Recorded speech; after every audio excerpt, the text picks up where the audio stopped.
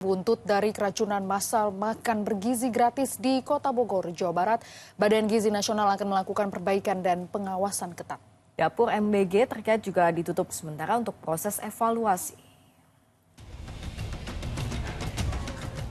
Penyebab 223 siswa keracunan makan bergizi gratis atau MBG di Kota Bogor, Jawa Barat telah terungkap. Menu sayur dan telur mata sapi ternyata terkontaminasi bakteri Salmonella dan Escherichia coli. Atas temuan tersebut, Kepala Badan Gizi Nasional Dadan Hindayana mengaku prihatin, sekaligus menjadi peringatan bagi Badan Gizi Nasional untuk memperbaiki dan melakukan pengawasan ketat terhadap program MBG. Penyebabnya ini sudah keluar dari lab bahwa ada kontaminasi Salmonella dan E. coli ya, dari bakteri itu ada di air, ada di bahan baku di telur dan juga ada di sayuran. Sebelumnya, Pemkot Bogor menetapkan status kejadian luar biasa buntut banyaknya siswa keracunan MBG yang didistribusikan oleh SPPG Bosowa Bina Insani.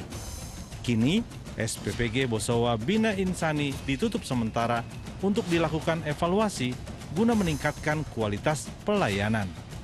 Muhammad Subadri Arifki melaporkan dari Jakarta.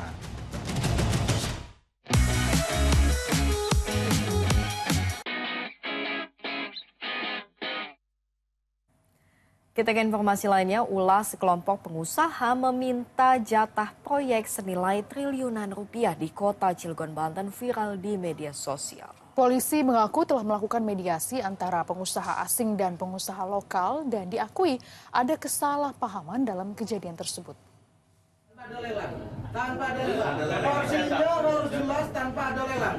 5 triliun untuk Kadin, 3 triliun untuk Kadin tanpa ada lelang. Jagat maya dihebohkan dengan video pertemuan antara pengusaha asing dan pengusaha lokal yang mengatasnamakan Kadin Kota Cilegon. Dalam video tersebut, pengusaha lokal diduga meminta jatah proyek pembangunan PT Chandra Asri Alkali senilai 5 triliun rupiah tanpa lelang. Beredarnya video tersebut kontan mengundang berbagai reaksi warganet di media sosial. Banyak warganet yang menyesalkan insiden tersebut. Menyikapi hal ini, Polres Cilegon mengaku telah melakukan mediasi antara pengusaha lokal dan pengusaha asing yang akan menanamkan investasinya di kota Cilegon. Tapi sudah kita mediasi, sudah kita lakukan pertemuan, hanya miskomunikasi saja antar pengusaha asing dan pengusaha lokal di kota Cilegon. Sudah kita mediasi dan kita ultimatum, tidak ada pengancaman, kemudian tidak ada intimidasi. Apabila ada, kita tidak tegas. Alhamdulillah kemarin berjalan dengan lancar mediasinya. Kehebohan itu berawal ketika PT Chandra Asri Alkali berencana membangun pabrik klor-alkali etilen dichloride dengan total nilai investasi mencapai 15 triliun rupiah. Pembangunan pabrik ini juga telah ditetapkan sebagai proyek strategis nasional untuk mendukung pertumbuhan ekonomi berkelanjutan di Indonesia. Ariel Maranus melaporkan dari kota Cilegon, Banten. Amerika Serikat dan Tiongkok akhirnya mencapai kesepakatan gencatan perang dagang dengan memangkas tarif impor selama 90 hari. Kesepakatan ini diambil dari hasil perundingan antara kedua negara di Jenewa, Swiss. Amerika Serikat menyatakan akan menurunkan tarif impor tambahan terhadap produk asal Tiongkok dari 145% menjadi 30%.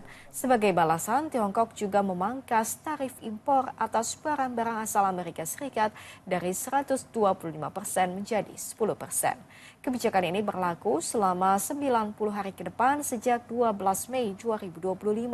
Langkah ini tentunya menjadi angin segar di tengah memanasnya perang dagang antar dua negara yang selama ini mengguncang pasar global.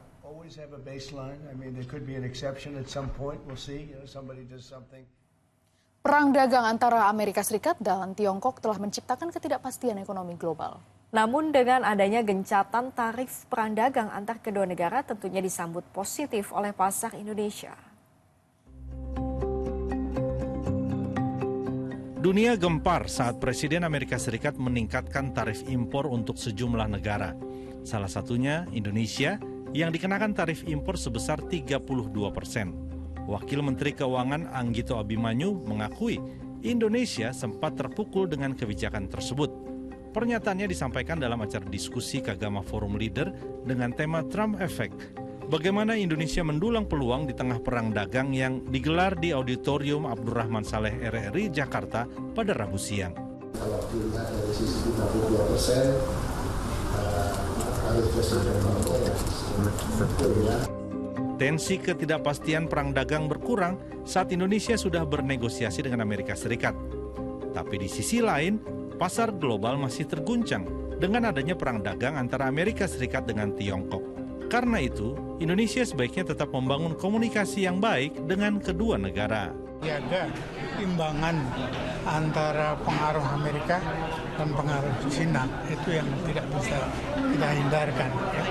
Kita jangan terlalu dekat sama Amerika sehingga Cina marah, jangan terlalu dekat sama Cina sehingga Amerika marah. Tapi kita tetap bisa berjalan di tengah, kita tidak hanya selamat, tetapi bisa lebih meningkatkan produk kita untuk kesejahteraan masyarakat.